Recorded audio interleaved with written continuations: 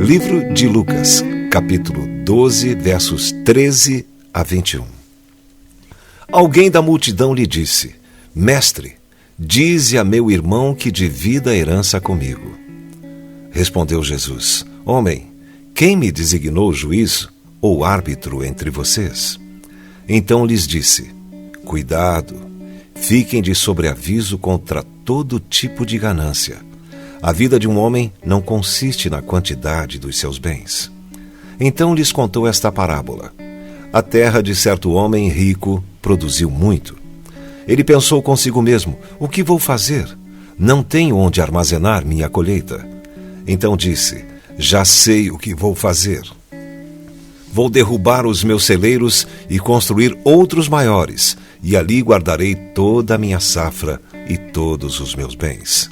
E direi a mim mesmo: você tem grande quantidade de bens armazenados para muitos anos. Descanse, coma, beba e alegre-se. Contudo, Deus lhe disse: insensato, esta mesma noite a sua vida será exigida. Então, quem ficará com o que você preparou? Assim acontece com quem guarda para si riquezas, mas não é rico para com Deus. Dirigindo-se aos seus discípulos, Jesus acrescentou: portanto, eu digo a vocês, não se preocupem com sua própria vida, quanto ao que comer, nem com seu próprio corpo, quanto ao que vestir. Essa parábola surgiu dentro de um contexto interessante. Era comum que os judeus procurassem os rabinos para que estes julgassem as suas causas. Considerando que Jesus fosse um desses mestres da lei, um homem o procura para que Jesus intervenha num caso de divisão de herança entre irmãos. E aqui me surpreende, porque já desde aquele tempo, herança gerava problemas entre familiares. Jesus então aproveita para nos dar um precioso ensino sobre o perigo de ter a vida regida pela ganância ou pelo amor ao dinheiro. O homem da parábola foi chamado de louco por agir assim. Que Deus nos livre dessa loucura. O homem rico era louco porque não entendia que tudo que ele tinha vinha de Deus.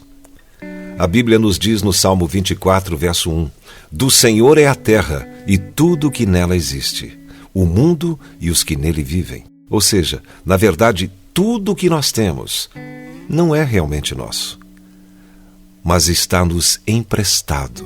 Deus é o dono de tudo que há. É uma loucura pensar diferente. Casa, carro, empregos, bens, tudo está nas mãos de Deus. Até os nossos familiares, queridos, nossos filhos, que nos são tão preciosos, na verdade, são de Deus. A nossa saúde e a nossa própria vida também pertencem ao Senhor. A maior prova de que Deus é o dono de tudo é o fato de que Ele pode pegar para si na hora que Ele quiser. No livro de Mateus, no capítulo 6, verso 27, Jesus diz: quem de vocês, por mais que se preocupe, pode acrescentar uma hora que seja a sua vida?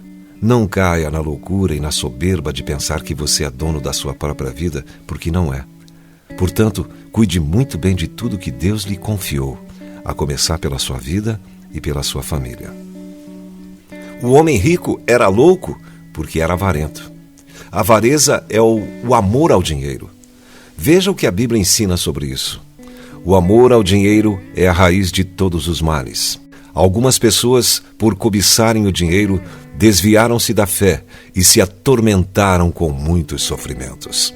1 Timóteo, capítulo 6, verso 10. Que terrível é o engano das riquezas. A Bíblia tem toda a razão. Por causa do dinheiro, as pessoas matam, roubam, traem, mentem, enganam, ou seja, se atormentam com muitos sofrimentos. Quem ama o dinheiro torna-se escravo de um demônio chamado Mamon.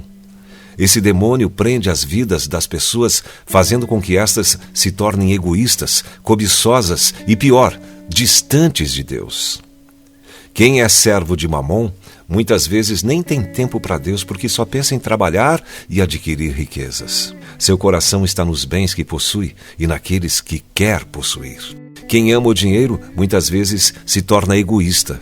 Veja a atitude do homem da parábola. Ao perceber que tinha riquezas em abundância, nem cogitou dividir com aqueles que não têm, mas sua ideia foi armazenar para si mesmo. Assim é quem está dominado por Mamon. Nunca está satisfeito com o que tem e quer armazenar cada vez mais. O homem da parábola que Jesus contou era rico. Porém, a avareza não é um pecado apenas dos ricos. Há pessoas que têm muito pouco, mas também estão nesse engano, correndo atrás das riquezas, amando o dinheiro. Isso é uma loucura, já que nada trouxemos para esse mundo e nada poderemos levar. 1 Timóteo 6,7. O homem rico era louco porque não pensou na eternidade. O homem dessa história teve um fim muito triste. Ele não reconheceu a necessidade de ser rico para com Deus. Sem que ele menos esperasse, chegou o dia da prestação de contas.